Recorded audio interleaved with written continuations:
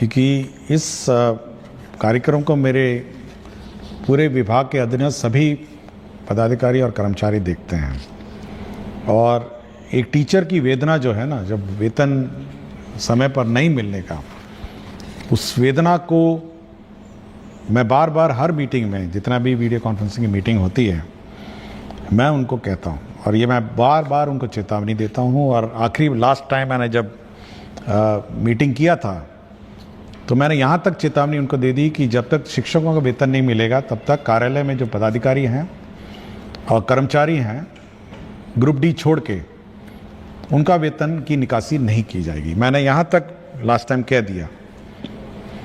और इस शिक्षक जो मुझे लगा TRE 1 के बहुत ही कमिटेड टीचर है, मतलब ये मेरे विचार से जब मैंने पत्र को बड़े ध्यान से पढ़ा तो मेरे मापदंड में बहुत एक आदर्श टीचर है, मतलब एक टीचर जिसकी मैं परिकल्पना करता हूँ और शिक्षा व्यवस्था जिसके कंधे पे है। और मेरा बहुत उम्मीद है ये TRE 1, TRE 2, TRE 3 और सक्षमता पास जो टीचर हैं कि इस प्रकार की भावना और इस प्रकार का जो मतलब कमिटमेंट है,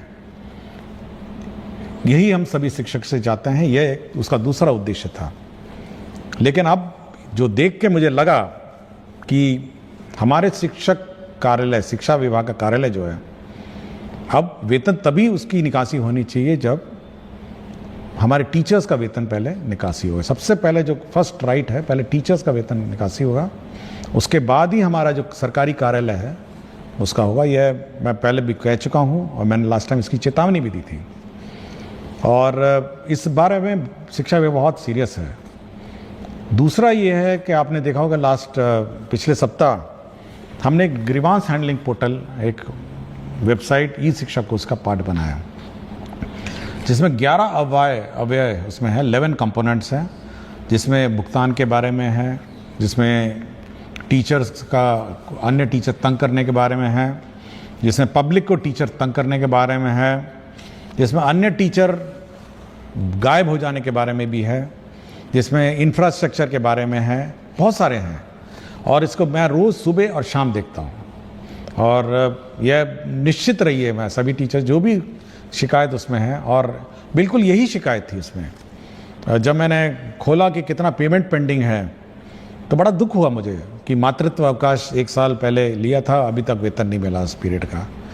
छुट्टी लिया, उसका वेतन नहीं मिला। तो मुझे बड़ा ख़राब लगा जब मैंने लंबित वेतन और सैलरी और अरियर का जो कंपोनेंट देखा। तो मैं ज़रूर सभी को, मैं हमारे शिक्षक, जो हमारे शिक्षा विभाग के जो स्थानीय पदाधिकारी हैं, मैं ज़रूर चेतावनी देता हूं कि अगर कोई भी लापरवाही हुई शिक्षक के वेतन में, भुगतान में तंग करने का, तो हम लोग उनकी जवाबदेही निर्धारित कर देंगे। ये मैं बिल्कुल स्पष्ट कर चुका हूँ और इस पत्र में भी मैं स्पष्ट कर चुका हूँ, मैं कोई लिखित में भी मैंने किया हुआ है। दूसरा है कि हम लोग ये व्यवस्था ज़रूर जो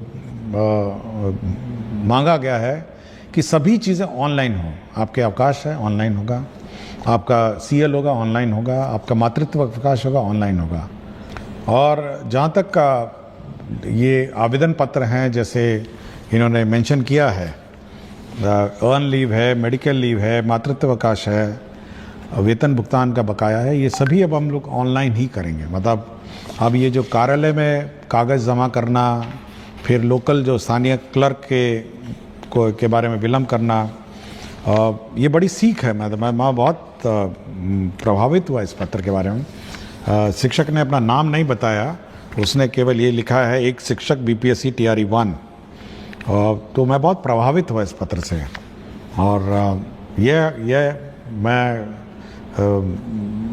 अपने ऑफिसर्स को कहूँगा कि ये सभी जो कमेंट्स और जो सुझाव दिए गए हैं, तो इस पर अमल करें और यह सुनिश्चित करें कि जो टीचर्स हैं वो ज़्यादा से ज़्यादा समय अपने विद्यालय में बिताएं।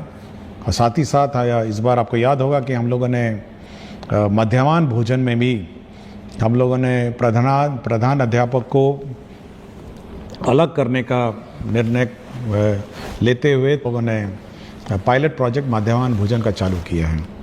देखिए, हम लोगों का ये उद्देश्य रहा है कि जो प्रधान अध्यापक हैं उनका जो मूल कार्य है, उनका मूल कार्य स्कूल में क्या संचालन हो रहा है, टीचर्स आए हैं नहीं आए हैं, कोर्स जो है, जो सिलेबस है वो समय पे पढ़ाया जा रहा है नहीं जा रहा है, यह देखना है। साथ ही साथ बच्चों को किताबें मिल गई हैं, आपके जो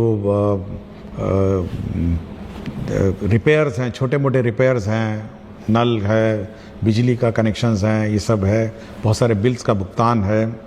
साथ ही साथ बच्चे स्कूल में आ रहे हैं नहीं आ रहे हैं,